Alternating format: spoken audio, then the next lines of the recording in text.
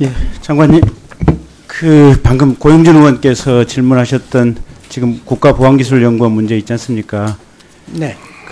저도 지금 고영준 의원하고 생각을 같이 하는데, 어쨌든 국정원이나 국방부로 들어가야 될 부분하고, 그 다음에 민간 영역의 공공 분야를 완벽하게 분리하는 게 좋겠다. 지금 국보위원을 애틀이 사느라 두면 적의 통제 감시할 수 있는 완전한 사각지대에 있어서, 그래서 이제 국정원 개혁과 맞물려 있다고 얘기를 하시는데, 그 부분에 대해서 과학기술정보통신부에서도 분명하게 그런 입장을 내주셨으면 좋겠다라는 다른 말씀을 드리고요. 두 번째, 아까 변재일 의원님께서 말씀하셨는데, 지금 포항 가속기 문제라든지 뭐 이런 얘기 쭉 하셨는데, 제가 지난번에 이제 일차관님 계실 때 얘기를 드렸는데, 가속기가 한번 만들어지려면 적게는 뭐 수천억, 많게는 뭐 조 단위의 돈이 들어가고, 가속기가 무분별하게 만들어지는 측면이 없지 않는 것 같고, 그 다음에 일본이라든지 또 최근에는 이제 중국이 굉장히 이제 국력이 커지면서 중국에 대단한 가속기 시설들이 많이 들어오고 있으니까 이런 국제 협력도 쉽게 가능할 것 같아서 이 가속기 부분을 총괄적으로 관리할 수 있는 뭔가 부서와 기능이 좀 만들어졌으면 좋겠다. 그래서 한중일 가속기 사용에 관한 활용에 관한 공동 협력도 하고 또 선과 관련된 협조도 하고 국내 가속기 투자나 어떤 비용 지출이 무분별하게 이루어지는 것도 좀 방지를 하고 국내에 있는 가속기 시설들도 체계적으로 활용할 수 있는 중간 조정을 할 수 있는 기관이 있었으면 좋겠고, 근데 그렇다고 해서 그 기관이 새롭게 만들어지는 것은 적절치 않고, 제가 지난번 국감 때 말씀드렸지만 기초 IBS나 아니면 핵융합연구소의 한 부처로 만들어졌으면 좋지 않겠느냐라는 의견을 그때 한번 드렸었습니다. 그래서 한번 좀 검토를 해 주십시오.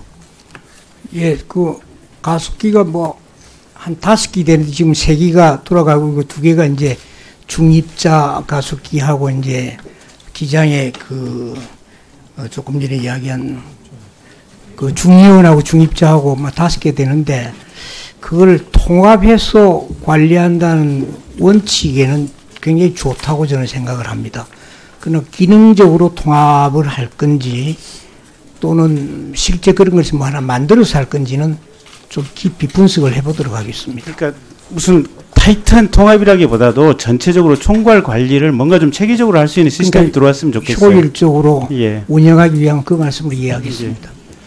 그 다음에 이제 제가 첫 번째 국감 때 이제 미사일 지침에 대해서 말씀을 드렸는데 그 정책관을 보내주셔서 이런저런 보고 말씀 주셔서 제가 감사하다고 말씀드리겠고요. 근데 뭐 이제 많은 얘기는 안 하겠지만 지금 현재 이제 미국과 협의가 진행 중이라고 하니까 좀 의지를 가지고 좀 이 고체 발사체 분야에 대해서는 좀 협상을 해주시고요. 특히 최소한 해외에서 고체 발사체가 한 6천만 내지 7천만 파운드 역적 정도가 돼야지 유의미한 지금 발사체니까 예. 협상을 하는 과정에서 참고를 해주시고요. 그 다음에 이게 지금 무인 비행체인데 항속거리가 300km 이상 탑재 중량 2.5톤을 2.5kg을 넘어가는 이 무인 항공체에 대해서는 역시 이 미사일 지침에 제한을 받도록 돼 있는데 이게 사실은 민간의 무인 항공체 개발을 굉장히 근본적으로 제약하는 거거든요. 그래서 우리가 제약당하지 않아야 될 것을 스스로 지금 제약하고 있는 부분이니까 이 부분도 협상 과정에서 좀 이렇게 반드시 좀 머리에 좀 염두에 두십시오.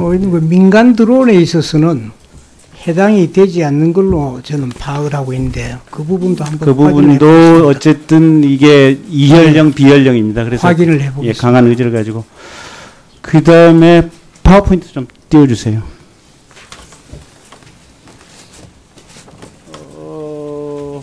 저것부터 해야겠다. 그 해외 로밍 요금과 관련해가지고 지난번에 SK텔레콤 대표이사 오셨을 때 100메가 주면서 하루에 9,900원씩 받는 것이 과연 정상적인 가격이냐라고 반문을 드렸고, 이제 SK텔레콤이나 LG U+, 또 KT 이제 조금 가격을 내리겠다고 하셨고, KT는 가격을 내리는 요금제를 발표를 하셨는데 사실은 전혀 의미 없는, 국민을 속이는 실질적인 의미 없는 어떤 가격 정책을 발표하셨는데, 이와 관련해 가지고 그 전기통신사업법 88조 그다음에 다음 페이지 넘겨보세요. 시행령 56조를 보면 저게 정부에서 지금 그 거래 정산에 관한 자료를 통신사로부터 받을 수 있도록 돼 있거든요. 사실은 그러니까 정확히는 통신사가 제출해야 될 의무입니다. 그래서 저 데이터 로밍과 관련해서 정산을 어떻게 어떤 요금 기준으로 하고 있는지 그런 부분을 좀 자세히 좀 보고를 받으시고요. 사실은 저게 폭리 중에 폭리거든요.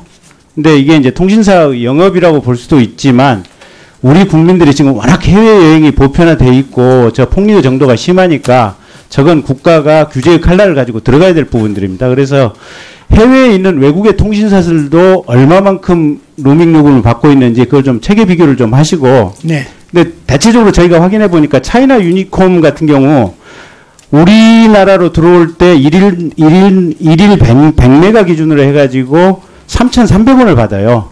그러니까 우리나라 요금의 3분의 1밖에 안 받더라고요, 보니까. 그래서 요금제들을 지난번에 이제 지적하고 통신사들이 완화하려고 하는 추세는 보이고 있지만 좀 더 세게 규제의 칼날을 좀 국민을 위해서 좀 들이대야겠다라는 말씀을 좀 드리겠고요. 그 다음에 금 관련한 그 PPT 파워포인트 좀 올려보세요. 조금 전체 화면으로. 네, 저게 뭐냐면 장관님 지금 나노기술연구원 때문에 지금 문제가 됐었는데 이런저런 기관에 다 확인을 해봤더니 이제 화학 실험이라든지 이제 연구하는 과정에서 금이 이제 실험 원료로 많이 들어가는데 문제는 여기에 대해서 제대로 관리 감독이 안 돼 있습니다, 지금. 그래서 저희가 봤더니 이제 광주과학기술원, 그 다음에 표준과학연구원, 그 다음에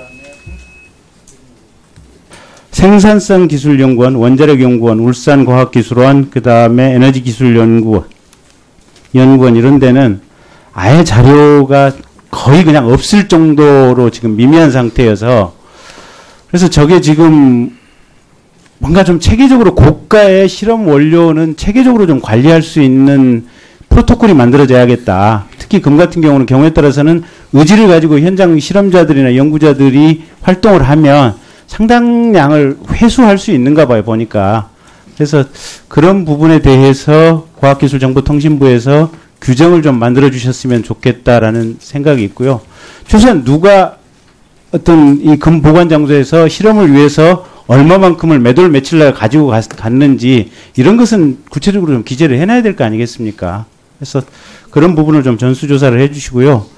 이제 그와 관련해 가지고 이게 이제 그 나노기술연구원 쪽에서 사실은 지난번에 이제 저희 의원실에서 저희가 이제 이 문제를 제기하기 시작한 것은 그 내부적인 제보가 있었습니다. 제보가 있었고 국감 때 질문을 드렸는데 이제 국감 때 질문 이후에 원장님께서 누가 의원실에 제보를 했느냐 이걸 가지고 아마 이메일도 보내고 그러셨다고 해요. 근데 만약에 저한테 저희 의원실에 들어온 제보가 허위 제보고 잘못된 제보라면 원장님이 화가 나고 그런 이메일을 보내는 것을 심정적으로 이해할 수도 있어요. 근데 문제는 의원실에서 1차 스크린을 해보고 이게 합리적인 가능성이 있다라고 해서 저희가 과기부에 이제 문제 제기를 했고 국감이 이제 이렇게 진행 중인 상황 아니겠습니까? 그러면 최종적인 결과가 나올 때까지 해당 기관장님은 사실 그런 이메일을 보내면 안 되는 거거든요. 그건 지금 기본 중에 기본인데 모르겠어요.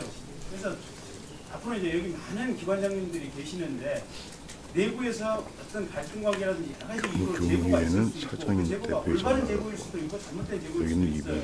근데 저희들 의원님들 나름대로 걸르고 수사기관이나 감사기관에서도 걸르고 나서 저희들이 이제 들어가는데 혹여 잘못된 제보라고 할지라도 그 조사나 어떤 감사가 끝날 때까지는 거기에 대해서 누가 제보를 했는지를 색색하겠다고 하는 것은 이건 실직이 없고 끝난 겁니다.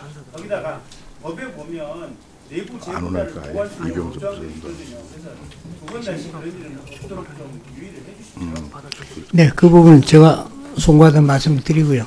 그 확인한 결과 나노기술원에 아마 한 5.6kg 정도 이렇게 할 수 있는 게 확인이 되어졌고 금액으로는 한 3억 정도 됩니다.